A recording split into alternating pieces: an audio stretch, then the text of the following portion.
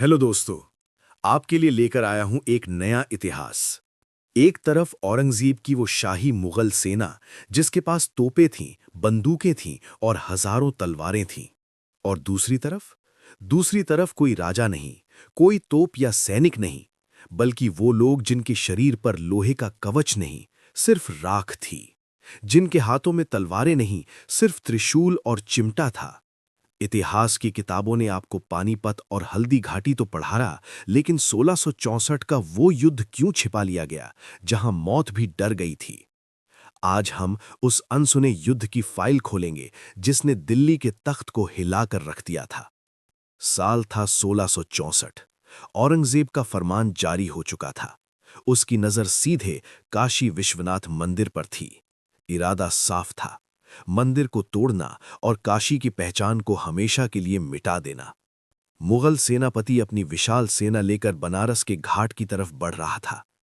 पूरे शहर में सन्नाटा था। लोग दहशत में थे। कोई राजा उनकी रक्षा के लिए नहीं था। सबको लगा आज भोलेनाथ का नगर बिखर जाएगा।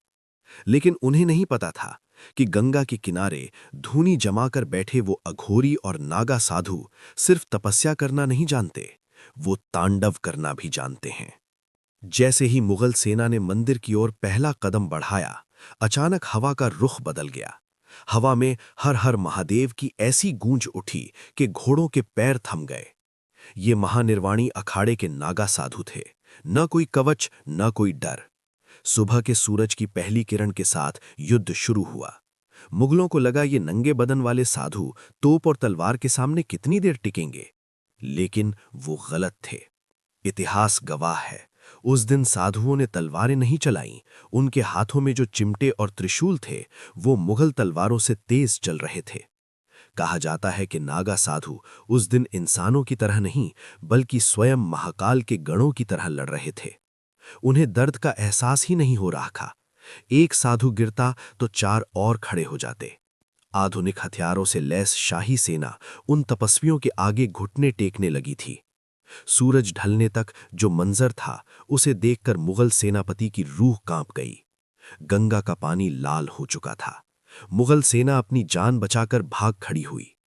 उस दिन काशी विश्वनाथ मंदिर एक ली खरोंच तक नहीं आई। दोस्तों, इतिहास ने इस युद्ध को पन्नों में कहीं दबा दिया, शायद इसलिए कि दुनिया को ये यकीन नहीं होता कि भक्ति में इतनी शक्ति हो सकती है।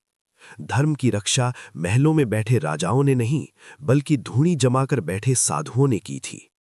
अगर इस कहानी ने आपके अंदर भी गर्व की आग जलाई है, तो कमेंट में हर हर महादेव जरूर लिखें और चैनल को सब्सक्राइब करें, ताकि हम ला सकें भारत का वो इतिहास जो आपको कभी बताया नहीं गया।